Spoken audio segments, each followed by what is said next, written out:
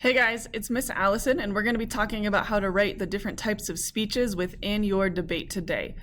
Keep in mind that you will be writing a speech on each side and each type of speech so that you're very prepared for that day we come into the debate. You can pull one out and be ready to argue for whichever side, okay? So we're going to look at our first constructive speech, and the objective here is to present your argument using counterclaim and claim. If you take a look at our outline, you can see that it's set up similarly to how we've taught writing this year and how you've done your writing, but keep in mind this is a speech, so it's a little bit different. It's a little bit, the audience is a little bit different, the purpose is a little bit different, so the way that we word it will sound different this time, okay? So we're gonna start with this idea of the introduction here. We're gonna have an opening statement, a quote, a fact, or statistic about your topic, like a hook, but something that's specific to your topic. Let's get us interested in what you're talking about. We'll have a little bit of background knowledge, so anything we might need to know to understand your topic, what is a voting age, what is universal income, whatever you maybe chose for yourself. Then we're going to state that resolution, and I'll show you what that looks like within our mentor text and give us 3 reasons as to why your side is correct. Very similar to a 3-part topic sentence, but again, this is a speech, so it's going to sound different. Let's go into our mentor text and see how this looks, thinking about our proposition side, so meaning for our topic. Our topic is school should require students to wear uniforms, so proposition says yes, we believe that is true. Here's our first sentence. Each day in the US, 4.94 million students go to school, which means that each day 4.49 million students face the same stress. What should they wear to school? So that's going to be my kind of opener hook, if you want to call it that. It's just a quick attention grabber for my topic. Next, I'm going to go into some background knowledge. Clothing is a way that students can express themselves, be comfortable, and helps them embrace their individuality. However, clothing marketed towards kids and teenagers is often problematic as it can be distracting, revealing, and dividing.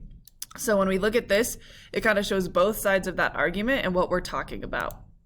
Then I'm going to move into where it says on my graphic organizer here, my resolution or my point, and then the 3 points that support that.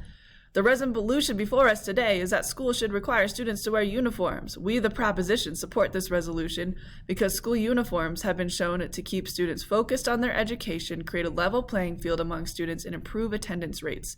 So here you can see that the resolution is basically what my topic says, and then my side, so proposition, says this is true, and here are 3 reasons as to why that's true. Those 3 reasons come from my research. Now is a great time to pause this video, go back into your own introduction, compare it, tweak it, write it, do what you need to do. Then we're going to move into our first main point.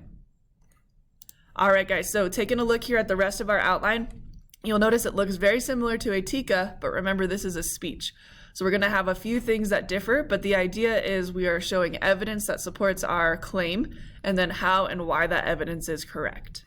So if I take a look here, I'm going to start with my point number 1, and I'm going to start with some counter arguments. So I want to address the other side to make sure that they understand why my side is more correct.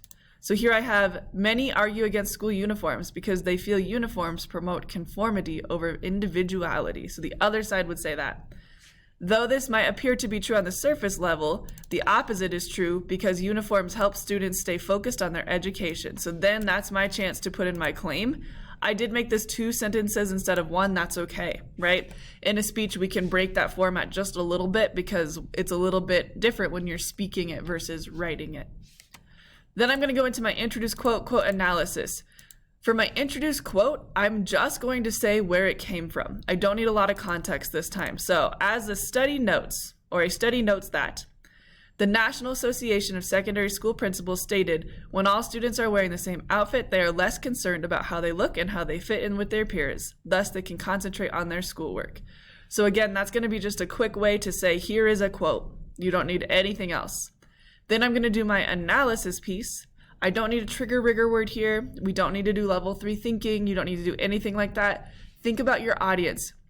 As you are looking at them or your opponents, what would you say to show that you are right? So it's going to be pretty simple here. Taking away the distractions of what everyone is wearing may seem like a trivial change. However, it is proven that it lowers students' stress levels about their appearance and allows them to truly focus on the task at hand. Learning. That's pretty short analysis. You can do a little bit deeper if you want, but really think about a conversation. We're going back and forth.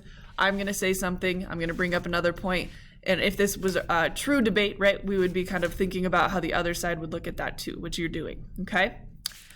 So I'm going to go ahead and add another quote here. On my template, I did not have space for that, but I felt like as I was reading my resources, I had another great quote to support this, and that's absolutely allowed, in fact, encouraged in your paragraphs.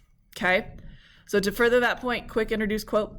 A study by the University of Houston found that elementary school girls' language test scores increased about 3 percentile points after uniforms were introduced.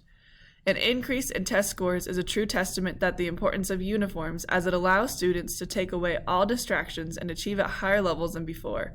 By focusing on their education, students are developing their thoughts and voice as an individual, something articles of clothing could never foster. 2 sentences here. I did have to add a little bit of my own thinking after explaining it. So like, why does this matter? Why does this really show my point is correct? You're going to have 3 sets of these, and again, they will vary in length a little bit, but the goal is to show your opponents, hey, here is why I am more correct. The template helps you set this up, and again, you can add more quotes there, but that's your focus of kind of the meat of your argument here. Okay, now's a great time to pause this, take a look. When you come back, we'll look at our conclusion together. All right, so once you guys have taken a look at that, we're going to look at our conclusion. We're going to do a very quick conclusion here. It's something that we just really need to kind of pack a punch, remind them what our main point is and why that's so important.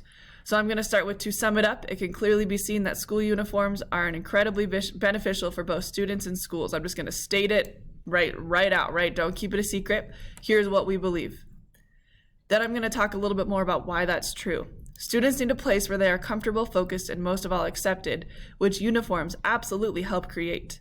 Without uniforms, students' emotional and academic life would suffer, making uniforms an absolute necessity in schools. Don't need to go much further than that. Packs a punch at the end. We know this is for proposition. Now, as you're writing, obviously, if you're on the other side for opposition, same thing is true. You're just trying to prove the other side of your argument, but that is how our first constructive speech is going to be organized and put together. I hope this is helpful. Let us know if you have any questions.